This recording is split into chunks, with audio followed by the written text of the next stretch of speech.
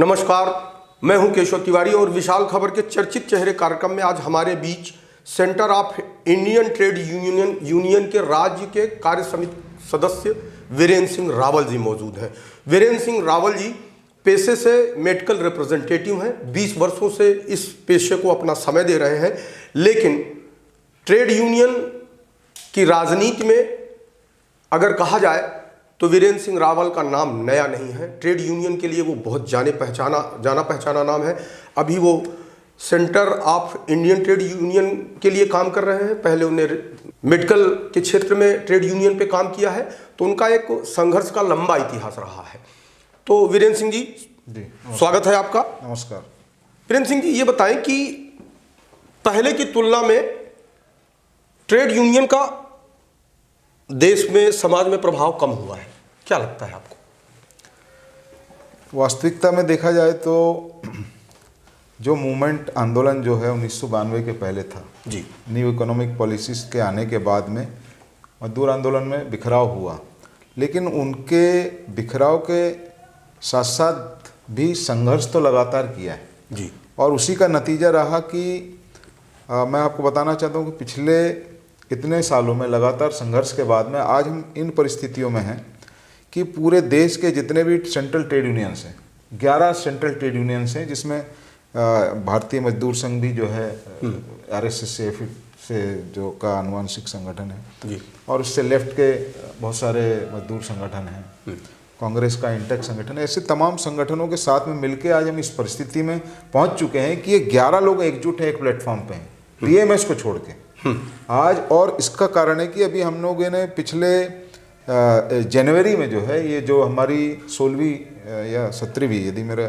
थोड़ा सा सही बताऊं आपको, हड़ताल जी हमने एक साथ व्यापक तौर पर करी है और इसमें 20 से 22 करोड़ लोगों ने, तमाम जो मजदूर क्षेत्र के आंदोलन में जो लोग भागीदार हैं उसमें उन्होंने इसमें शिरकत की है। तो कहीं ना कहीं जिस तरीके से जो मजदूरों के ऊपर में जो आक्रमण और अटैक हुए जी, उसके खिलाफ में रेजिस्टेंस तो हुआ है जी, लेकिन अभी भी जो है राजनीतिक तौर पे जो एक चेतना का स्तर होना चाहिए मजदूर का जी, कि वो जो नीतियां हमारे खिलाफ में बन रही है उस नीतिगत आधार पे राजनीतिक परिस्थितियां बदलने की क्षमता अभी पैदा नहीं हुई है, जिसके लिए हम लोग लगातार संघर्ष कर रहे हैं। एक चीज़ आपको और देखने में आती है कि सामाजिक क्षेत्र में काम करने वाले व्यक्ति को एक कहा जाता है कि ये समाज सेवी हैं, राजनीति के क्षेत्र में काम करने वाले व्यक्ति को कि ये राजनेता है। अगर प्रदेश की बात करें तो आज भी कोई ऐसा एक सर्वमान्य नेता मजदूरों का उभर कर सामने नहीं आया जिसको ये कहा जा सके कि ये मजदूरों का एक सर्वमान्य नेता है, ये मजदूरों के हितों की बात करता है। तो ये मजदूरों की बात तो करते सभी हैं, लेकिन आज तक कोई मजदूर नेता क्यों नहीं बन पाया, या मजदूरों की लड़ाई लड़ने वाला एक ऐसा सर्वमान्य चेहरा क्यों उभर के सामने नहीं आ पाया, उसकी क्या वजह है? देखिए, जहाँ तक मध्य प्रदेश का सवाल है तो मध्य प्रदेश में भी सारे trade union, central trade union लगभग सारे काम करते हैं जी, सबकी अपनी अपनी नीतियाँ हैं, सबकी अपनी अपनी पॉलिसियाँ हैं जी, लेकिन जब सार्वजनिक तौर पे सारे लोग इकट्ठे होते हैं जी, तो उसमें हम किसी व्यक्ति या नेता को महत्व देने के बजाय संगठन मिलकर वो जो संगठन है, जो हमारी पॉलिसीज हैं और जो कॉमन इश्यूज हैं मजदूरों के, उन इश्यूज के मुद्दों को हम लोग जो लेके और फिर एक साथ संघर्ष करते हैं जी। तो व्यक्ति की बजाय हमारा या जो आंदोलन है वो ज़्यादातर जो है नीतिगत केंद्र है कि हमारी उन किन नीतियों के कारण जो है मजदूरों पे उसका प्रभाव पड़ रहा है, वो हम उस तरीके से आगे बढ़ रहे हैं। मध्य प्रदेश हो चाहे पूरे देशव्यापी तरीके से हो। विंध्य क्षेत्र में विश्वंबरनाथ पांडे एक मजदूरों के नेता माने जाते थे। उनके निधन के बाद विंध्य क्षेत्र में ऐसा कोई जंगी प्रदर्शन मजदूरों का नहीं दिखाई दिया जिस तरीके से उनके ज़माने में होते थे। नहीं, ऐसा यदि हम बोलेंगे तो ऐसा नहीं है। जैसे ये बात सही है कि बड़े आंदोलनों का जहाँ तक सवाल है वो विंध्य में जितने बड़े आंदोलन होने चाहिए थे ऐसा वो नहीं है, बात सही है। लेकिन अभी आप सेक्टोरल तरीके से यदि हम जाएं तो हर सेक्टर के अंदर में आप देखिए, सीमेंट के क्षेत्र में जो है आप पूरे विंध्य रीजन में करीबन 9-10 बड़ी सीमेंट फैक्ट्रीज हैं और आज से यदि 6-7 साल पहले तक आप देखिए इनके अंदर में जो है इक्का दुक्का संगठन ही जो है मुद्दे उठाते थे। लेकिन आज हम लोगों ने, हमारा CITU की जहाँ तक सवाल है, लगभग जितने भी आसपास के जितने वो हैं, आप सतना का ये बिरला आप छोड़ दीजिए, बिरला सीमेंट में, अदरवाइज तमाम जगह में CITU अपनी जो है मौजूदगी दिखा चुका है। और मौजूदगी के साथ साथ में जो है मजदूरों के लिए लगातार जो बातचीत कर रहे हैं, बेसिक सवालों पे बात कर रहे हैं कि जो भी अभी जैसे मैं आपको एक उदाहरण बताना चाहता हूँ कि जिससे जो फैक्ट्री हैं जी, जो परमानेंट कैटेगरी का काम था, जिन सीमेंट के फैक्ट्रीज के अंदर में जो है सीमेंट परमानेंट काम होता था, आज के समय में यदि आप देखेंगे तो 90% जो है पूरा काम जो ठेके पे हो रहा है। इसके खिलाफ में कौन आवाज उठा रहा है?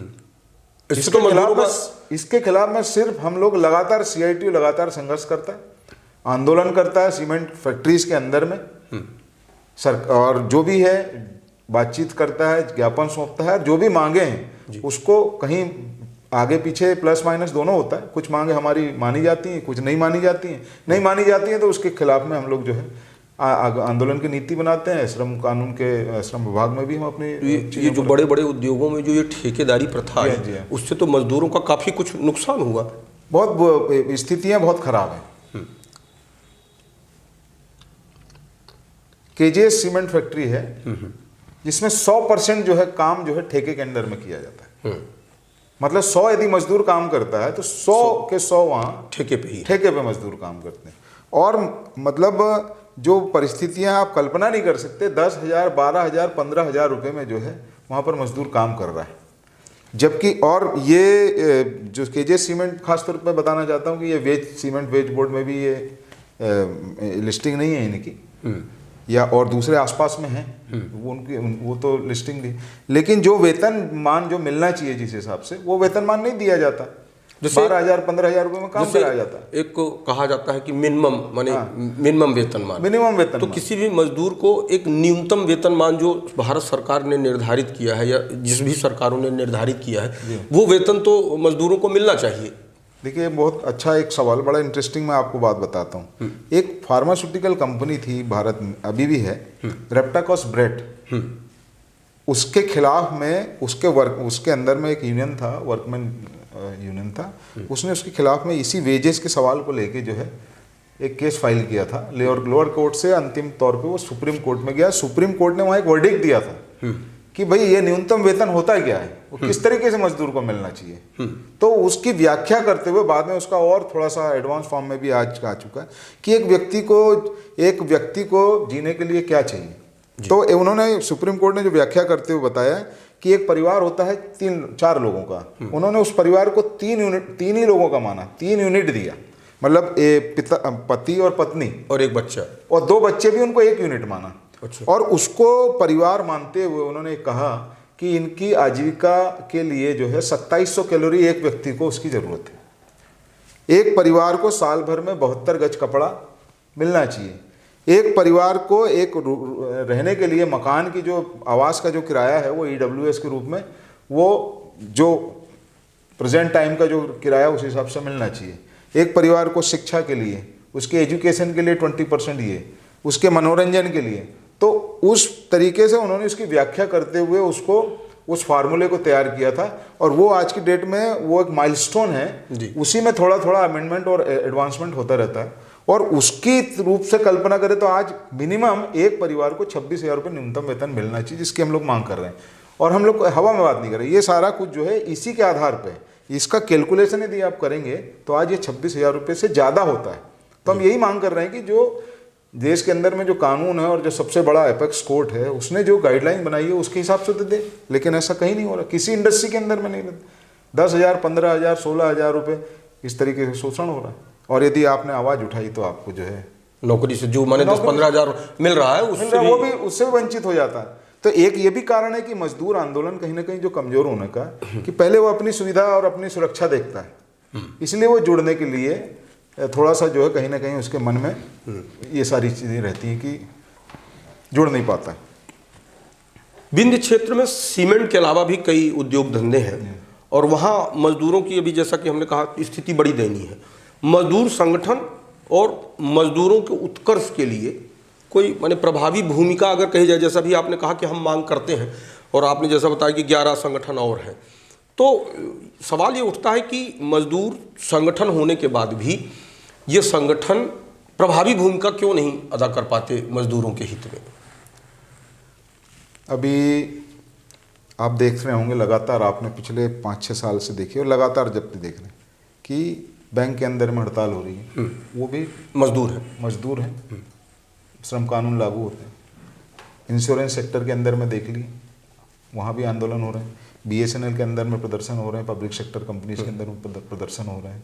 सामूहिक तौर पे जो है हमारे 11 श्रम संगठन कहीं ना कहीं एकीकृत रूप से जो है देश में देशव्यापी हड़ताल करते हैं। CITU के अलग अलग संगठन है, मेडिकल रिप्रेजेंटेटिव का संगठन अभी अलग हड़ताल करता है।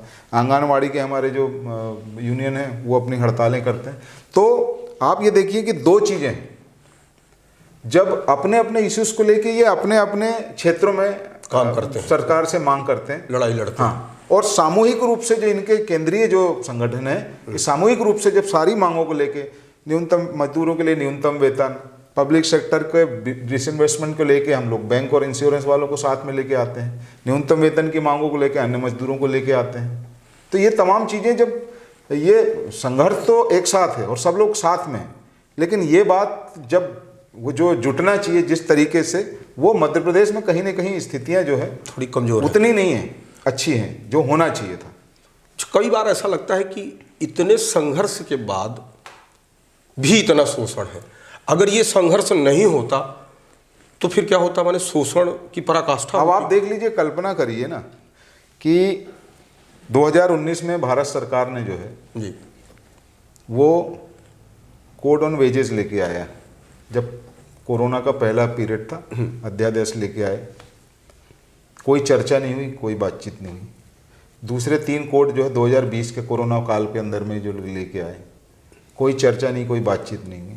1900 जो हमारे 44 श्रम कानून हैं जी, उनको टोटल खत्म कर दिया, और ये किसी भी केंद्रीय श्रम संगठन से बातचीत करना इस सरकार ने मुनासिब नहीं समझा, और आनंद फानन में सारा का सारा जो है इन्होंने खत्म कर दिया, एक झटके में खत्म कर दिया। कोई चर्चा नहीं, कोई त्रिपक्षीय वार्ता नहीं। मतलब जो उसके सबसे बड़े, यदि आप मेरे हितैषी हैं तो आप मुझसे बात करेंगे नहीं, मैं आपका ये हित करना चाहता हूं तो आपका इसमें क्या कहना है, लेकिन कोई बातचीत नहीं, एक तरफा कार्रवाई करती है, वो सारी चीज़ें की है। तो हमने इसके खिलाफ में पूरे कोरोना काल के दौरान में जब लोग बंद कमरों में बंद थे, तब भी हम लोगों ने आंदोलन अपने क्षमता के आधार पर हमने आंदोलन किया। तो ऐसा नहीं कि हमने आंदोलन नहीं किया। मैं आपको एक इंटरेस्टिंग बात बताना चाहता हूँ, चूंकि चर्चा में ये चीज़ आई है। आपको याद होगा कि भगत सिंह ने को जी जो फांसी दी गई थी जी, और उनके साथ में राजगुरु और बटुकेश्वर दत्त थे जी, क्या था वो मुद्दा, जो संसद के असेंबली के अंदर में जो बम फेंका था, किस लिए फेंका था? यही मुद्दा था, ट्रेड डिस्प्यूट बिल था 1926 में जो अंग्रेज सरकार लेके आई थी जी, और दूसरा था पब्लिक सेफ्टी बिल जी। ट्रेड डिस्प्यूट बिल में क्या था कि आप हड़ताल नहीं कर सकते, मजदूर हड़ताल नहीं कर सकता, और पब्लिक सेफ्टी बिल क्या था कि अकारण सरकार को यदि संदेह है, अंग्रेज सरकार को यदि संदेह है, तो किसी भी आधार पर जो है आपको बिना किसी कारण बताए आपको गिरफ्तार करके जेल में डाल सकती है। उसके खिलाफ में उसकी गूंगी बहरी सरकार को आवाज़ सुनाने के लिए उन्होंने उसके अंदर में विस्फोट किया था। तो वो परिस्थितियां इस सरकार ने दोबारा पैदा कर दी हैं। ये जो कानून जो बना रहे हैं, 44 श्रम कानून जो बना रहे हैं, ये किस कारण से बता रहे हैं कि साहब ease of doing business, easy करने के लिए, सुगमता के लिए। किसकी सुगमता के लिए? कॉरपोरेट के लिए, विदेशी पूंजी के लिए। तो क्या विदेशी पूंजी के नाम पे या देसी पूंजी के नाम पे मजदूरों को गुलाम बना दोगे आप? तो ये सारी जो खिलाफत जो चल रही है जी, आप बातचीत करिए। कोई भी आपको कुछ भी कानून बदलना है, कोई भी चर्चा करना है, तो आप उनसे कम से कम बातचीत करना चाहिए, उनके संगठनों से बातचीत कीजिए। इतने सारे करोड़ों लोगों के संगठन को प्रतिनिधित्व करने वाले नेताओं से बातचीत होना चाहिए इसमें। ये हमारा। आप ट्रेड यूनियन के राज्य के कार्य समिति के सदस्य हैं, आपको क्या लगता है कि मध्य प्रदेश के अंदर उद्योगों की और मजदूरों की क्या स्थिति लगती है? कि देखिए 2017 के सरकार के, मध्य प्रदेश सरकार के आंकड़े जी, मध्य प्रदेश सरकार ने उसमें बताया जी, ये मैं आप उनके आंकड़े ही सरकार के आंकड़े दे रहा हूँ, 8,85,175 लोग काम करते थे। ये रजिस्टर्ड थे ये सब 2000 पोर्टल पे 2017 31 दिसंबर को। और इसमें ये कारखानों की संख्या थी जब 15,881। जी। और आज 31 दिसंबर 2021 को जो पिछले साल सरकार ने आंकड़े जारी जी। किए उसमें 7,365 फैक्ट्रियां बची। मैंने 15,000 से घट के 7,000। 7,365 हो गई। मात्र 6,74,000 लोग उसमें काम करते थे। मतलब आप सोच लीजिए 8,000 8,500 कारखाने बंद हो गए और लगभग 2.5 लाख लोगों की नौकरियां, लोग बेरोजगार हो गए, लोगों की नौकरियां चली गई।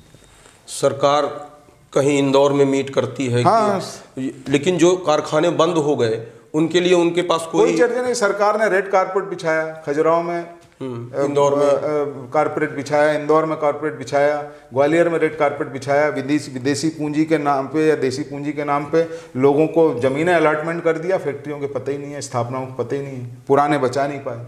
हाँ, जैसे एक फैक्ट्री तो आपके भरजुना में भी आप देख लीजिए। हाँ। आसपास के हमारे यदि आप थोड़ा सा यदि निकालने जाएंगे तो कई फैक्ट्रियों के अंदर में वो बंद हो चुकी है। पहले नोटबंदी ने मारा था उनको, बाद में कोरोना ने उनको तबाह कर दिया।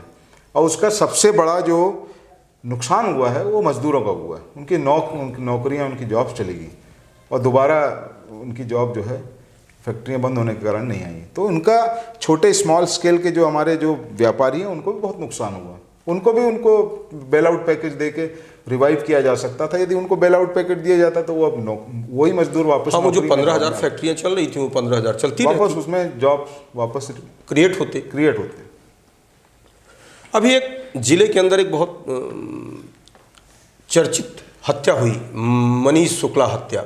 उसमें एक बात आई कि 2 लाख रुपए दे करके उसकी हत्या कराई। तो 2 लाख रुपए कोई कर्मचारी तो देगा नहीं, कहीं ना कहीं प्रबंधन या उस कंपनी का मालिक ही 2 लाख रुपए पे करेगा।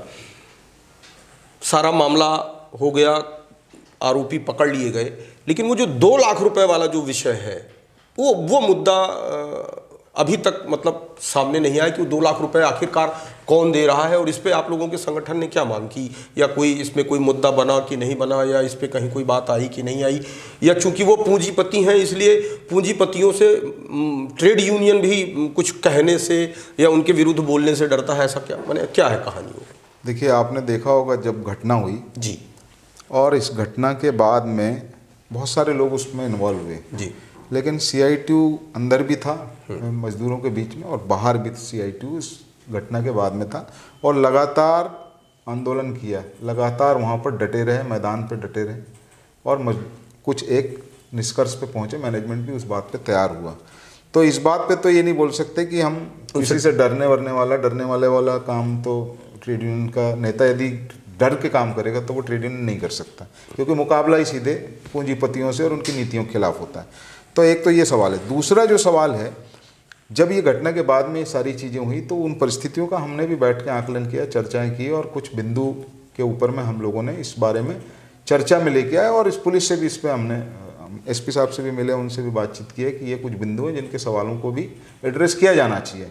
बहरहाल जो भी आज के समय में जो छानबीन हुई और जो पुलिस डायरी भी पेश हो गई, अब तो हाई कोर्ट में उनका जमानत के लिए लगा हुआ, हमने भी अपना जो है उसको एक, चूँकि ये सरकारी मामला है, पब्लिक प्रोसिक्यूटर के थ्रू सारा का सारा ट्रायल में वो होगा, लेकिन हमारे भी अपना जो एक पक्ष के हमारे जो ट्रेड यूनियन के जो एडवोकेट होते हैं उनके सलाह मशवरे के साथ में ये कुछ जो सवाल जो आपने उठाया है वो इस सवालों को भी हमने जो है एड्रेस करने के लिए आने वाले समय में जो ट्रायल होगा तो उसमें हम इसको रखेंगे और चाहेंगे कि इसमें जो है न्यायालय दखलंदाजी दे। सरकार कुछ लेबर कोड लेके आ रही है और कहती है कि ये मजदूर ही तैसी है, क्या मानना है आपका, कि क्या लगता है? देखिए, मैंने आपको बहुत शानदार उदाहरण बताया, जो हमारे शहीद भगत सिंह का जो उदाहरण बताया, उस समय में जब अंग्रेज की सरकार थी जी, तो वही चीज़ आज ये सरकार कर रही है जी। उस समय भी यही बोला था कि ट्रेड यूनियन यदि हड़ताल करोगे तो जेल भेज देंगे, यदि कुछ भी सरकार के खिलाफ में आवाज़ उठाओगे तो गिरफ्तार करके जेल भेज देंगे। आज ये सरकार वही कर रही है। मैं आपको अब लेबर कोड के बारे में आपने चर्चा की, मैं आपको 3-4 उदाहरण बताता हूँ जी, कि खास तौर पे जैसे ये सरकार ने 12 घंटे का काम लेके आया है। इस लेबर कोड में काम के घंटे 12 हैं।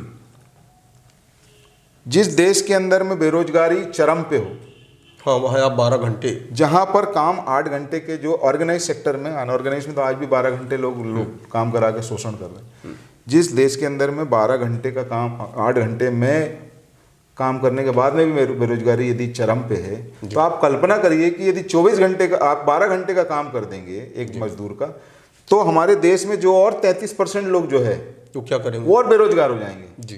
क्योंकि आपकी एक पाली अब जो है एक दिन में 2 पाली होंगी, तो जो काम अभी 3 लोग कर रहे हैं वो 2 लोग करेंगे, तो वो तीसरा व्यक्ति कहाँ जाएगा। हमारा तो ये कहना है कि आप इसमें 6 घंटे का काम होना चाहिए, हाँ, तो उससे ताकि आप जो है 25% जो है रोजगार जनरेट कर पाए। तो आप वो उल्टा चल रहे हैं। ये इसमें प्रावधान है। इसमें जो प्रावधान है, इन्होंने जो है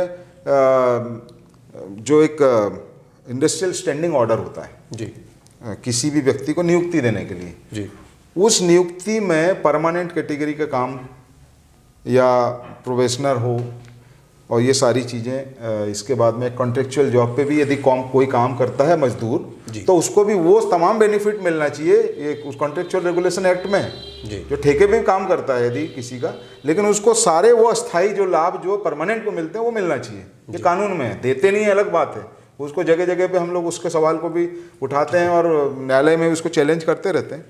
लेकिन इन्होंने इसमें एक नया चीज़ जोड़ दिया है, एम्प्लॉयमेंट का नया शेड्यूल डाल दिया है, वो है फिक्स्ड टर्म एम्प्लॉयमेंट। अच्छा, फिक्स टर्म एम्प्लॉयमेंट का मतलब आपका टर्म भी फिक्स कर दिया उन्होंने अब कि उसमें टर्म में 3 महीने से लेकर 2 साल तक का है पीरियड। ये मतलब जैसे किसी को आपने अपॉइंट किया 6 महीने के लिए और आपका टर्म खत्म हो गया तो एम्प्लॉयमेंट आपका खत्म हो गया। अच्छा, अब आप कहीं उसको चैलेंज नहीं कर सकते, किसी कोर्ट में किसी अदालत में नहीं जा सकते। ये फिक्स टर्म एम्प्लॉयमेंट का ये लेके आए, मतलब ये जो विदेशी जो वो हैं विदेश में बात करेंगे अमेरिका और यूरोप की, और पेमेंट जो है यूरोप और अमेरिका के इस उसके तरीके से आप देना शुरू कर दीजिए, तो वो पैसा देंगे, वो वाला पैसा देंगे इंडियन हिंदुस्तानी, और बात करेंगे आप अमेरिका और हाँ, माने प्रक्रिया अपना ये फिक्स टर्म एम्प्लॉयमेंट ये क्या देश के लिए लाभदायी है क्या? मतलब इसका मतलब तो मालिकाना जो है ये तो गुलाम हो गए आप। यदि आपका चेहरा मैनेजमेंट को जिस दिन अच्छा नहीं लगेगा, एटीट्यूड उस दिन आपको नहीं रखेगा, उसका आपका एम्प्लॉयमेंट रिन्यू नहीं करेगा। तो ये फिक्स टर्म एम्प्लॉयमेंट ये लेके आए। हड़ताल के लिए यदि आप सरकार को प्रबंधन को नोटिस देते हैं फॉर एग्जांपल कि आप ये हमारा मांग पत्र है और मांग पत्र पे यदि कार्रवाई नहीं करें, हम हड़ताल करना चाहते, तो हड़ताल पे आप जा नहीं सकते। कब तक नहीं जा सकते कि हमने आपको ज्ञापन दिया, वो ज्ञापन लेके हमारे ज्ञापन को लेके जो है वो पहुंच जाएगा लेबर डिपार्टमेंट के पास में और बोलेगा कि साहब इसमें समझौता कराइए। जब तक समझौता नहीं होता है, कंसिलेशन मीटिंग पूरी कंप्लीट नहीं हो जाती, तब तक आप हड़ताल पे नहीं जा सकते इस कानून के अंदर में। तो वो कंसिलेशन को कभी कंप्लीट ही नहीं होने देगा। उसके 45 दिन बाद तक कंसिलेशन कंप्लीट हो गया, उसके 45 दिन बाद तक भी हड़ताल पे नहीं आप जा सकते। इस बीच में यदि आप हड़ताल पे चले जाते हैं तो हड़ताल यदि उन्होंने वो इलीगल घोषित हो गई तो आपका एक दिन की हड़ताल का 12 दिन का वेतन काट लेंगे। ये तो मजदूर विरोधी शुद्ध आप देखिए ना, बिल्कुल तानाशाही वाला काम है। यदि आप हड़ताल में जाते हैं और हड़ताल को कोई सपोर्ट करता है तो उसको 25,000 रुपये का जुर्माना है। तो इस तरीके के लेबर कोड के अंदर में जो प्रावधान है ये सरकार ने उनमें किए हैं। और ये बातें जो है जनता तक इसलिए नहीं आती हैं क्योंकि पूरा जो मीडिया तंत्र है, खासतौर पर नेशनल मीडिया, वो पूरी तरीके से कौन एड्रेस करता है, कौन क्या कर रहा है, वो सब चीज़ें, तो ये चीज़ें नहीं आती बाहर। और इसीलिए हम लोग यही जागरूकता फैलाने का जितनी कोशिश हो रही है हम लोग लगातार प्रयास कर रहे हैं कि किसी भी तरीके से लोगों को जो है ये पता चलना। जैसे एक अभी चर्चा कर रहे थे हम लोग मिनिमम वेजेस की, तो सरकार एक फ्लोर वेज लेके आएगी। ये फ्लोर वेज क्या है आपको पता है? ये जितने भी सरकारें हैं मध्य प्रदेश के अंदर में, मिनिमम वेज सरकार राज्य का विषय है, लेकिन ये सरकार बोल रही कि जितने भी ये जो मिनिमम वेजेस हैं जिन अन्य सरकारों के, अब किसी सरकार ने 16,000 न्यूनतम वेतन घोषित किया, किसी ने 7,000 रुपये हुआ, इनका एवरेज जो आएगा वो फ्लोर वेज कहलाएगा, उसके वेतन मांग, मतलब केंद्र उसमें दखलंदाजी करना चाहता है। जो मिल रहा ज़्यादा लोगों को वो भी ना मिलकर वो फ्लोर वेज पे आ जाएगा, वो भी। ये लेबर कोड के प्रावधानों में आपके बीच में रख रहा हूँ। और एक मजे की बात है कि यहाँ पर हम लोगों ने मध्य प्रदेश सरकार को ज्ञापन दिया कि इनके साथ में जो हमारे यहाँ पर जो लेबर श्रम कार्य मतलब न्यायालय में जो वकील प्रैक्टिस करते हैं उनके साथ में क्या मामला है कि सरकार ने लेबर कोड लेबर कोड जितने भी हैं जिलों में आसान पहुंच होती है। मान लीजिए सतना का कोई व्यक्ति उचेहरा का है और उसमें कोई छोटी कहीं काम कर रहा है, उसको अपना कुछ मुद्दा रखना है या तो लेबर कोर्ट में आता है। लेकिन सरकार ने बोला कि ये लेबर कोर्ट नहीं रहेंगे, अब सारे लेबर कोर्ट बंद करने का प्रावधान है इस लेबर कोड में, और लेबर ट्रिब्यूनल्स खोले जाएंगे। वो ट्रिब्यूनल्स कहाँ खोले जाएंगे? हमारी जो जानकारी के हिसाब से पूरे मध्य प्रदेश के अंदर में 3-4 जगह ट्रिब्यूनल खोले तो वही महानगर हो जाएंगे। तो आप सोच लीजिए, भोपाल, इंदौर, जबलपुर, जो मजदूर, हाँ, जो मजदूर जो है अभी सतना तक नहीं पहुंच पाता अपने मुद्दे लेके, उनको लेकर के कहाँ भोपाल, इंदौर और ये तो जबल माने जिसको कहते हैं ना कि न्याय का विकेंद्रीकरण होना चाहिए, सुगम होना चाहिए न्याय। हाँ, माने अब वो न्याय का केंद्रीकरण कर रहे हैं, केंद्रीकरण कर रहे हैं उसका, ताकि आप मांगे ही नहीं। तो ये ऐसी ये सारी परिस्थितियां जो हैं, अब ये बोल रहे हैं कि साहब जो है बिजनेस करना, ईज ऑफ डूइंग बिजनेस के नाम पे ये बोलते हैं। आप कानून तोड़ेंगे यदि सामान्य तौर पे आईपीसी की धारा का मतलब आप कोई उल्लंघन करते हैं, पुलिस आपके ऊपर में कार्रवाई करती है और अभियोजन की कार्रवाई अदालत करता है। यहाँ भी कानून तोड़ने का मामला है, यदि लेबर का कोई सेल्स प्रमोशन एम्प्लॉयज एक्ट है, कोई इंडस्ट्रियल डिस्प्यूट एक्ट में कोई पर्टिकुलर वो है, या बोनस एक्ट में यदि कोई वायलेशन करता है या मिनिमम वेजेस देने का वायलेशन करता है, तो इसमें अभियोजन दायर होता है प्रबंधन के खिलाफ में। आप बोले कि साहब ये जो वाला काम है, ये अभियोजन वाला, ये नहीं होगा, ये अभियोजन मतलब ये अदालती कार्रवाई मतलब नहीं होगी, आपराधिक प्रकरण नहीं दर्ज होगा।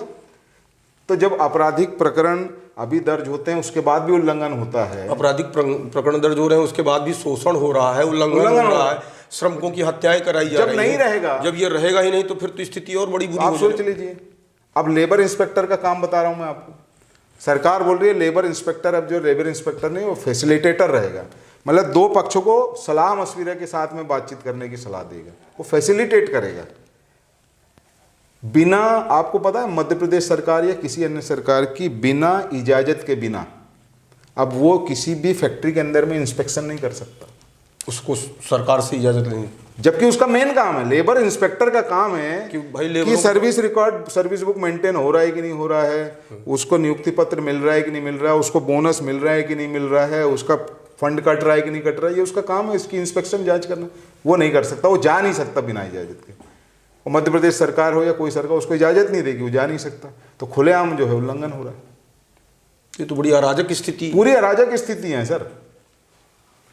अच्छा, जो श्रम विभाग कहने के लिए है तो माने आज भी हर जिले में श्रम लेबर ऑफिस और लेबर कार्यालय है, लेकिन मैं ये देखता हूँ कि उनकी जो भूमिका होती है, अगर कोई श्रमिक बहुत अड़ियल ना हो तो ज़्यादातर उस कार्यालय की भूमिका मालिकों के पक्ष में होती है। बिल्कुल सही बात है, एकदम 200% मैं आपकी बात से सहमत हूँ। मैं आपको एक बात बताता हूँ, पूरे मध्य प्रदेश के अंदर में आज मात्र 3 असिस्टेंट लेबर कमिश्नर है ALC। अच्छा, 14 की यहाँ पर वो है, पद स्वीकृत पद 14 हैं और है 3 मध्य प्रदेश में, 3 बचे हैं, उसमें से एक आध और को रिटायर होने वाले, 2 बचेंगे। यहाँ पर जो है एक labour officer, assistant labour officer ALO है। असिस्टेंट लेबर ऑफिसर के पास में जो शक्तियाँ, अधिकार हैं बहुत निश्चित हैं, वो कुछ ही चीज़ों को सुन सकता है बस। अच्छा, कंसिलेशन मीटिंग करा सकता है या 2-3 चीज़ें उसको, वो ग्रेच्युटी के केस नहीं सुन सकता, वो बोनस के केस नहीं सुन सकता, वो जो है अभियोजन दायर नहीं कर सकता, उसके पास में कोई अधिकार नहीं है। लेकिन यहाँ खुला हुआ है, जो काम लेबर इंस्पेक्टर को इंस्पेक्शन का करना चाहिए, कार्रवाइयों का करना चाहिए, वो सरकार की नीतियों में वो आंकड़े बनाता दिन भर आंकड़े बनाता है कि आज जो है मानधन में कितने लेबर रजिस्टर हुए और आज कितने पेंशन वाले कितने लोगों को रजिस्टर किया, उसका ये काम बचा है। बाकी वो लेबरों के हित में कोई जो काम है, जो मुख्य विषय है, जो काम है, वो किसी भी तरीके से नहीं हो रहा, लेबर इंस्पेक्टर कर ही नहीं पा रहा, बिल्कुल नहीं हो रहा है। और मध्य प्रदेश सरकार या मतलब केंद्र की सरकार ने जो है पहले कटनी छटनी के लिए अनुमति लेने का जो काम था कि यदि किसी फैक्ट्री के अंदर में मान लीजिए 100 लोग काम करते हैं तो उसमें कटनी छटनी जो है करने के पहले सरकार को पूछना चाहिए, उसको बढ़ा के उन्होंने 300 कर दिया है। मतलब 300 से नीचे की फैक्ट्री में यदि किसी को हटाना है तो अब किसी से पूछने की जरूरत नहीं है, सीधे उसको निकाला जा सकता है, अनुमति लेने की जरूरत नहीं, कोई अनुमति लेने की जरूरत नहीं है। ये है ईज ऑफ डूइंग बिजनेस, ये है लेबर कोड्स। और ये है मध्य प्रदेश और हमारी केंद्र की जो है सरकार, जो मजदूर हितैषी बनती है, लेकिन मजदूर के हित में कोई काम, एकदम अपोजिट और उल्टा काम किया जा रहा है। तो या तो मजदूरों को ये बात मालूम नहीं है, यानी जो सरकार कर रही है, सरकार की ये बात मजदूरों के कान तक पहुंच नहीं पा रही है, और ट्रेड यूनियन भी कहीं ना कहीं इस पूरे मामले में अगर आप देखें तो नाकाम है। माने अगर ये बात मजदूरों तक पहुंच जाए तो ठीक है, सरकार पूंजीपतियों के समर्थन में शुरू से रही है, कानून ला सकती है, लेकिन ये जो मत है, ये पूंजीपति मत तो नहीं दिला सकते। तो अगर ये जनता के बीच में ये सही तरीके से ट्रेड यूनियन अगर ये बात पहुंचाने में कामयाब हो जाए तो मुझे लगता है सरकार के लिए ये परेशानी का सबब होगा। फिर मुझे लगता है काफ़ी हद तक हम अपनी बात पहुंचाने में कामयाब रहे हैं। उसका कारण मैं इसलिए बोलना चाहता हूं कि 2020 में बने हैं जी लेबर कोड, 2022 खत्म हो रहा है। सरकार अभी भी वेट एंड वॉच की सिचुएशन में, अभी भी एग्जिस्टिंग लॉज एप्लीकेबल है, अभी भी इनको डर है, लागू, हाँ डर है कि कहीं ना कहीं जो है इसमें विस्फोट हो सकता है। क्योंकि मजे की बात यह है कि अभी कुछ दिनों पूर्व भी जो है इन्हीं मांगों को लेके भारतीय मजदूर संघ भी अभी जंतर मंतर पे जो है प्रदर्शन किया है। अच्छा, यही निजीकरण के खिलाफ में, यही लेबर कोड्स के खिलाफ में। तो ऐसा नहीं है, मजदूर भी देख रहा है, चाहे वो किसी भी संगठन से जुड़ा है, वो ये देख रहा है कि यदि हमारे खिलाफ में कोई होगा तो हम उसके साथ में खड़े होंगे। विरोध तो है सब जगह, लेकिन ये है कि सरकार अभी वो विरोध, हाँ, जो विरोध विस्फोट के रूप में हाँ, दिखता है, वो अभी नहीं दिख रहा है। लेकिन अगर ये सरकार ऐसा कोई फैसला करेगी तो उसका विस्फोट दिखाई पड़ेगा। आप मान के चलिए कि विस्फोट, अंदर ज्वाला तो जल रही है, सरकार छेड़ेगी तो उसका मैंने घी पड़ेगा, घी है, बिल्कुल विस्फोट तो होगा। तो बहुत बहुत धन्यवाद रावल जी, आपसे चर्चा का एक निष्कर्ष ये निकला कि मजदूरों के हित में बहुत सारी जानकारियाँ जो मजदूरों को नहीं थी वो आपके माध्यम से, चर्चा के माध्यम से लोगों तक पहुँची। बहुत बहुत धन्यवाद आपका। धन्यवाद।